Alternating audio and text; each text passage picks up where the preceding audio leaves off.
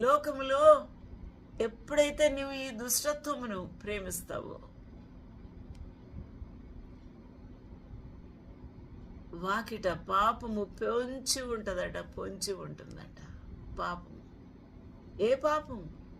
బూతులతో తిట్టడానికి, దూషించడానికి, శపించడానికి, చేతులతో కొట్టడానికి, నరికివేయడానికి, కాల్చివేయడానికి, కొరకొర అని నీ కళ్ళతో చూడటానికి, దుష్ట తలంపులతో నీతో పని చేయించడానికి, నీ సర్వ శరీరాన్ని వాడుకోవడానికి వాకిట పాపము పొంచి ఉండును.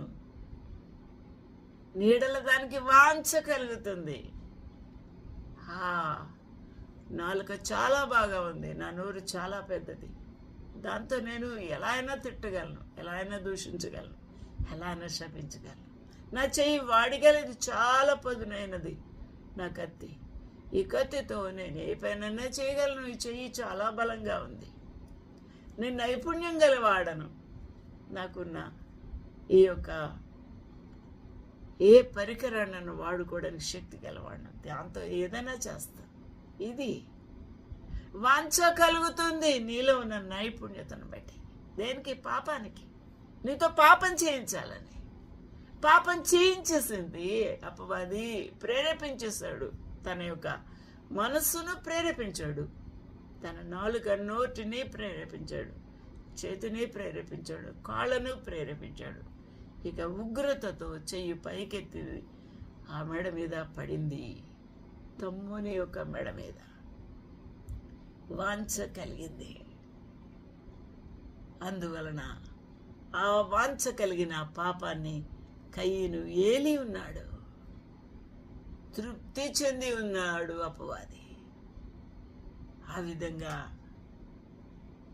హేబేల్ను హతమార్చినందుకు జ్ఞాపకం చేసుకుందాం. ఇంతటి దుష్కార్యము సొంత రక్త తమ్ముడే, రక్త సంబంధి ఆ విధంగా చేసినప్పుడు ప్రభు మౌనంగా ఉంటాడా? హేబేలు యొక్క రక్తము దేవునికి మొర్ర పెడుతూ ఉంది, దేవునికి మొర్ర పెడుతూ ఉంది. నా ప్రియులరా, ప్రభు ఏమన్నాడు? నీ తమ్ముని రక్తము యొక్క స్వరము నేలలో నుండి నాకు మొర్ర పెట్టుచున్నది. నువ్వు చేసిన పని ఏంటి? నేను కావలివాడనా అని నన్ను అడుగుతావా? నా తమ్ముడు ఎక్కడున్నాడో నన్ను అడుగుతున్నావేంటి ప్రభు అని